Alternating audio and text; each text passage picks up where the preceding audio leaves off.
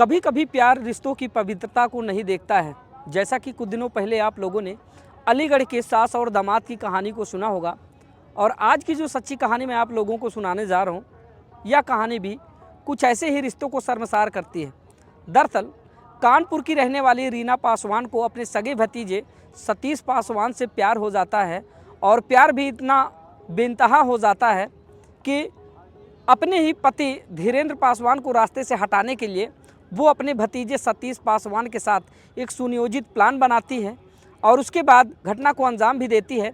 यानी कि चाची रीना पासवान और भतीजा सतीश पासवान दोनों मिलकर धीरेन्द्र पासवान का कत्ल करते हैं, और कत्ल करने के बाद गांव के ही रहने वाले 3 बेगुनाहों को फंसाने का काम करते हैं। दरअसल अगले दिन जब यह सूचना प्रशासन को दी जाती है तो मौका वारदात पर पुलिस पहुंचती है। तो मृतक धीरेन्द्र पासवान की पत्नी रीना पासवान के द्वारा पुलिस को जानकारी दी जाती है कि गांव के ही रहने वाले 3 लोग, जिनका नाम कीर्ति यादव, रविंद्र यादव और राजू यादव होता है, इन 3 लोगों ने मेरे पति का कत्ल किया है। पुलिस आनन फानन में इन तीनों लोगों को गिरफ्तार करती हैं। गिरफ्तार करने के बाद इनको जेल भेजने का काम करती हैं, लेकिन उधर पुलिस की जो जांच पड़ताल होती है वह जारी रहती है। बाद में पुलिस को पता जब यह चलता है कि दरअसल जिन 3 लोगों को हमने गिरफ्तार कर जेल भेजने का काम किया है वो बेगुनाह हैं। दरअसल इस कत्ल से उनका दूर दूर तक कोई लेना देना ही नहीं है। अब पुलिस के पास पश्चाताप के अलावा कुछ नहीं बचता है, और पश्चाताप के एवज में पुलिस करती क्या है कि अब जो सही आरोपी हैं उनको गिरफ्तार करने का काम करती है। यानी कि मृतक धीरेन्द्र पासवान की पत्नी रीना पासवान को और उसके सगे भतीजे सतीश पासवान को। आखिरकार पुलिस इन दोनों आरोपियों तक कैसे पहुंचती है, कैसे इस पूरे घटनाक्रम का खुलासा होता है, और कैसे ये चाची और भतीजे मिलकर इस पूरे घटनाक्रम को अंजाम देते हैं, आज की इस कहानी में जानने और समझने का प्रयास करेंगे। तो नमस्कार दोस्तों, मैं हूं आर.के. निषाद। दर्शक न्यूज़ 24 में आप सब लोगों का बहुत बहुत स्वागत करता हूं। आज की जो सच्ची कहानी मैं आप लोगों को सुनाने जा रहा हूं, यह उत्तर प्रदेश के कानपुर ज़िले की है। दरअसल कानपुर ज़िले का एक सार थाना आता है, और सार थाना क्षेत्र के अंतर्गत लक्ष्मण खेड़ा एक गाँव होता है, जहाँ का रहने वाला होता है धीरेन्द्र पासवान। धीरेन्द्र पासवान की उम्र महज 32 वर्ष की होती है, और उसके घर में उसकी बुजुर्ग माँ जो विधवा है और उसकी पत्नी रीना पासवान और एक 4 वर्षीय बच्चा आराम से रह रहे होते हैं। पेशे से जो धीरेन्द्र पासवान होता है वो ट्रैक्टर चालक होता है, यानी कि ट्रैक्टर चला करके वो अपने परिवार का भरण पोषण करने के लिए वो दूसरे का ट्रैक्टर चलाया करता है। कभी कभी ऐसा भी होता था कि जब ट्रैक्टर चलाने को लेकर धीरेन्द्र पासवान गांव से काफ़ी दूर चला जाया करता था, क्योंकि उसको फिक्र थी कि कैसे अपनी उस बूढ़ी माँ और अपनी पत्नी और अपने 4 वर्षीय बच्चे का भरण पोषण करना है। इसी की फिराक में धीरेन्द्र ज़्यादातर अपना समय घर के बाहर ट्रैक्टर चलाने में बिताया करता था। लेकिन उधर धीरेन्द्र पासवान को बिल्कुल भी पता नहीं होता है कि दरअसल मेरी गैर मौजूदगी में मेरे घर में क्या कुछ चल रहा है। धीरेन्द्र पासवान के घर से महज कुछ मीटर की दूरी पर सतीश पासवान का घर होता है, जो रिश्ते में धीरेन्द्र पासवान का भतीजा लगता है। इस बीच में जब धीरेन्द्र पासवान घर में नहीं हुआ करता है तो जो सतीश पासवान उसका भतीजा होता है वो उसके घर लगातार आया जाया करता था। इस बीच घर आते जाते सतीश पासवान की नज़दीकियाँ उसकी चाची रीना पासवान से बढ़ जाती है, और इसके बाद उसकी ये नज़दीकियाँ प्यार में तब्दील हो जाती हैं। कई वर्षों से लगातार सतीश पासवान और उसकी चाची रीना पासवान दोनों का प्रेम संबंध चल रहा होता है। इस बीच में वो दोनों लगातार एक दूसरे के संबंधों में बने रहते हैं। उधर जब धीरेन्द्र पासवान नहीं हुआ करता है तो लगातार सतीश पासवान उसके घर पर अपना आना जाना जारी रखता है। इस बीच में गांव के कुछ लोग होते हैं, जैसे कि आमतौर पर किसी भी व्यक्ति के घर पर जब कोई व्यक्ति ज़्यादातर आना जाना करता है तो गांव में होता है कि सुगबुगाहट होने लगती है। लोग बाग आपस में चर्चा करने लगते हैं कि दरअसल ये व्यक्ति सुबह शाम जब भी देखो ये ज़्यादातर जिस घर में कोई मर्द नहीं है, सिर्फ महिलाएं हैं और एक छोटा बच्चा है, उसी घर में इसका आना जाना है, क्या कुछ मामला है। ऐसी चर्चाएं गांव में चला करती थी। तो जो धीरेन्द्र पासवान की पत्नी होती है रीना पासवान, वो अब उन लोगों से थोड़ा सा ईर्ष्या रखने लगती है कि दरअसल वो मेरा भतीजा है, मेरे घर आता है और हम दोनों क्या कर रहे हैं क्या नहीं कर रहे हैं, इससे बाहरी लोगों से क्या लेना देना। इसी बात को लेकर कई बार ऐसा होता है जब रीना पासवान, गांव में तो आप लोग जानते हैं कि लोग बाग एक दूसरे को देखकर जलीकटी बोलते हैं, ठीक ऐसा ही रीना पासवान करती हैं। कई बार वो अपने दरवाजे पर खड़े होकर गांव के लोगों को खरी खोटी सुनाने का काम करती हैं। कहती यह है कि दरअसल सतीश पासवान मेरा भतीजा है, वो मेरे घर आएगा, उसकी जब मर्जी हो और जितनी बार मर्जी हो वो उतनी बार आएगा, दुनिया को इससे क्या लेना देना। लोग बाग बस उसे किनारा काट लेते हैं। लेकिन दोस्तों एक बार होता क्या है कि जो धीरेन्द्र पासवान होते हैं वो बाहर ट्रैक्टर चलाने के लिए गए हुए होते हैं, लेकिन इन दिनों धीरेन्द्र पासवान अचानक घर जाने की तैयारी बना लेते हैं। जब धीरेन्द्र पासवान बगैर अपनी पत्नी रीना पासवान को बताए अचानक गांव आ जाते हैं और गांव आने के बाद वो सीधा घर जाते हैं। जैसे ही धीरेन्द्र पासवान घर जाते हैं तो देखते क्या है कि उनका जो भतीजा होता है सतीश पासवान और पत्नी रीना पासवान एक कमरे में आपत्तिजनक हालत में होते हैं। जब इस स्थिति में धीरेन्द्र पासवान अपनी पत्नी और अपने भतीजों को देखता है तो वो आग बबूला हो जाता है और इसके बाद दोनों को फटकार लगाता है और हिदायत देता है। दरअसल धीरेन्द्र पासवान के द्वारा कहा यह जाता है कि आज तो जो तुम लोगों ने किया सो किया, लेकिन इसके बाद दोबारा ऐसी हरकत करने की ज़रूरत मत करना। लेकिन इधर धीरेन्द्र पासवान को बिल्कुल भी पता नहीं था कि जो मैं बोल रहा हूं उसका खामियाजा कभी मुझे जान देकर चुकाना पड़ेगा। दरअसल होता यह है कि चाची और भतीजी का जो प्यार होता है वो परवान चढ़ चुका होता है। अब उन दोनों का एक दूसरे के बगैर रह पाना मुश्किल सा होता है। अब उन दोनों की जुदाई एक दूसरे से बर्दाश्त नहीं होती है। तो करते क्या है कि उस दिन तो दोनों मान जाते हैं। इसके बाद जो भतीजा होता सतीश पासवान और धीरेन्द्र पासवान की जो पत्नी होती है रीना पासवान, दोनों मिलकर चाची भतीजे एक सुनियोजित प्लान बनाते हैं कि दरअसल अगर हम लोगों को अगर लंबे समय तक साथ रहना है या हमेशा इसी तरह अगर मिलते जुलते रहना है तो जो पति है धीरेन्द्र पासवान उसको रास्ते से हटाना पड़ेगा। जो भतीजा होता है सतीश पासवान एक बार तो पीछे हट जाता है। दरअसल वो अपनी चाची से कहता ये है कि चाची ये मुझसे नहीं होगा, जो हुआ सो हुआ, लेकिन ये करना मेरे लिए थोड़ा सा नामुमकिन है।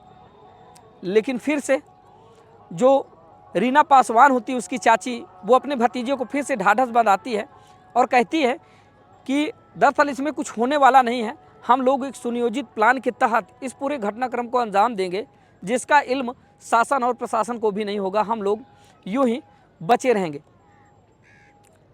चाची के बार बार कहने पर जो भतीजा होता है सतीश पासवान वो मान जाता है और इसके बाद वो लोग एक तारीख तय करते हैं 10 मई की, यानी कि बीते दिनों 10 मई की बात है, जब वो लोग निर्धारित करते हैं कि जब धीरेन्द्र पासवान शाम को जब घर आएंगे तो उनके साथ ऐसी ऐसी घटना को अंजाम देना है। और रोज़ की तरह जब धीरेन्द्र पासवान शाम को थक हार कर अपने घर आते हैं तो जो पत्नी रीना होती हैं वो काफ़ी लाड प्यार करने लगती है और उस दिन उसने बहुत सारे स्वादिष्ट भोजन बनाए हुए होते हैं तो परोसती है खाना और उसी खाने में वो की दवा मिला देती है। उस दिन पत्नी रीना के द्वारा कुछ अच्छे भोजन बनाए जाने के एवज में जो धीरेन्द्र पासवान होते हैं वो खाने को बड़े चाव से खाते हैं और पूरा खाना खा लेते हैं और खाना खाने के बाद धीरेन्द्र पासवान को नींद आने लगती है। अब धीरेन्द्र पासवान जल्दी से बिस्तर की तरफ बढ़ते हैं और पत्नी से कहते हैं कि भाई मैंने तो खाना खा लिया, अब मुझे नींद आ रही है।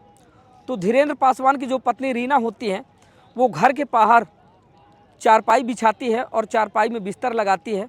वहीं पर जाने के बाद धीरेन्द्र पासवान आराम से लेट जाते हैं और लेटने के बाद वो गहरी नींद में सो जाते हैं।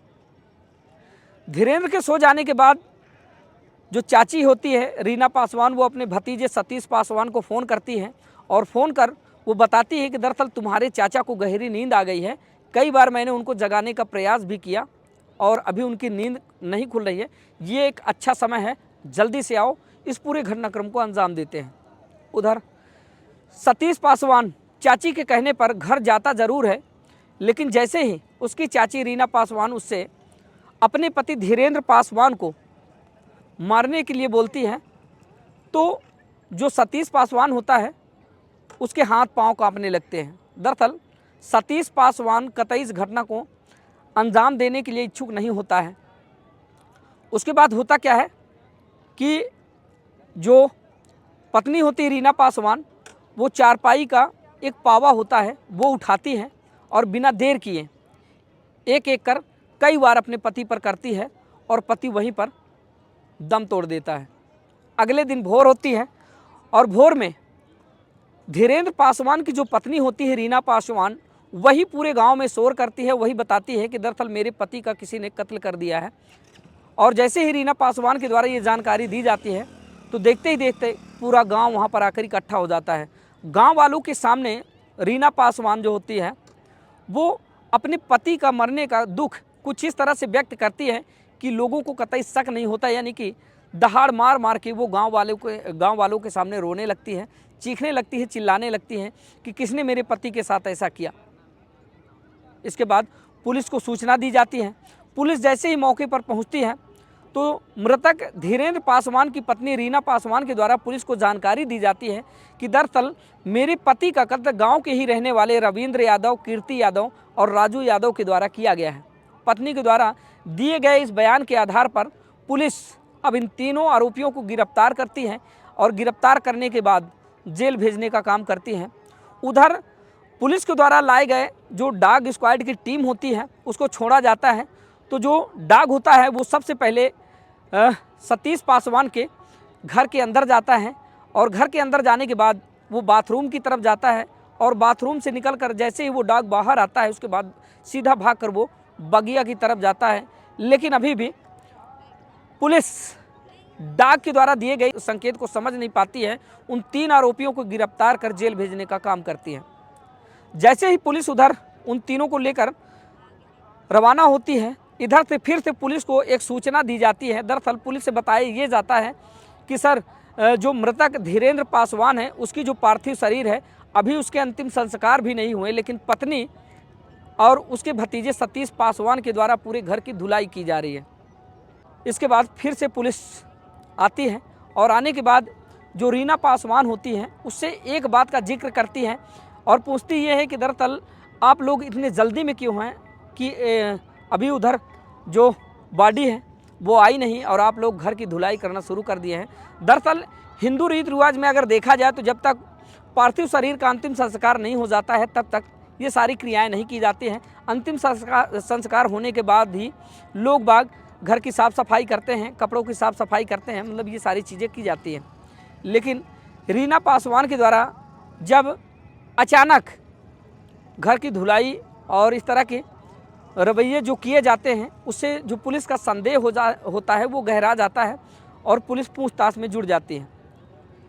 काफ़ी देर तक रीना पासवान के द्वारा फिर से पुलिस को गुमराह किया जाता है। उसके बाद पुलिस रीना पासवान का फ़ोन मंगाती है तो फ़ोन से पता ये चलता है कि दरअसल एक नंबर होता है जिससे अपने पति धीरेन्द्र पासवान से ज़्यादा जो रीना होती है वो उस नए नंबर से बातचीत किया करती थी। उस नंबर के बारे में जब रीना पासवान से पुलिस पूछती है तो काफ़ी देर तक वो पुलिस को गुमराह करने का काम करती है। लेकिन पुलिस जब अपना पुलिसिया रुख इख्तियार करती है तो उसके बाद रीना इस पूरे घटनाक्रम को विस्तार पूर्वक बताने लगती है। दरअसल रीना के द्वारा जानकारी ये दी जाती है कि मेरे ही सगे भतीजे के साथ लगभग कई वर्षों से अवैध संबंध है, जिसके चलते हम लोग एक दूसरे से लगातार मिला जुला करते थे। लेकिन बीते दिनों जब मेरे पति धीरेन्द्र अचानक से बिना बताए घर आ जाते हैं और वो हमें और हमारे भतीजे को आपत्तिजनक हालत में देख लेते हैं तो वो आग बबूला हो जाते हैं, हम दोनों को हिदायत देते हैं। लेकिन उधर हम लोगों ने सोचा कि एक दूसरे के बिना हम रह नहीं सकते और जुदाई दोनों को बर्दाश्त नहीं थी, जिसके चलते वो इस पूरे घटनाक्रम को प्लान करते हैं। अब दोस्तों पकड़े गए उन तीन आरोपियों को धारा 169 के तहत पुलिस कार्रवाई करके उनको जेल से छुटाने के प्रयास में लगी है और इधर सतीश पासवान और उसकी चाची रीना पासवान को कत्ल और साक्ष्य मिटाने और साजिश रचने के आरोप में संबंधित धाराओं में अभियोग पंजीकृत कर जेल भेजने का काम करती है। तो दोस्तों इस तरह की कहानियों को आप लोगों को सुनाने का मकसद किसी को हताहत करना या फिर परेशान करना नहीं है। किसी का दिल दुखाना नहीं है, बल्कि आपको जागरूक करना है कि आए दिन समाज में हो रही ऐसी घटनाओं से आप लोग सतर्क रहें, ताकि आप लोगों से इस तरह की कोई गलती ना हो। तो दोस्तों, आप लोग इस पूरे घटनाक्रम को सुनने और जानने के बाद क्या सोचते हैं, कमेंट के जरिए अपनी राय ज़रूर साझा कीजिएगा। और आप लोग जहां भी रहें सुरक्षित रहें, सजग रहें, सतर्क रहें। तो मिलते हैं फिर से इसी तरह की किसी नई कहानी के साथ, तब तक के लिए नमस्कार।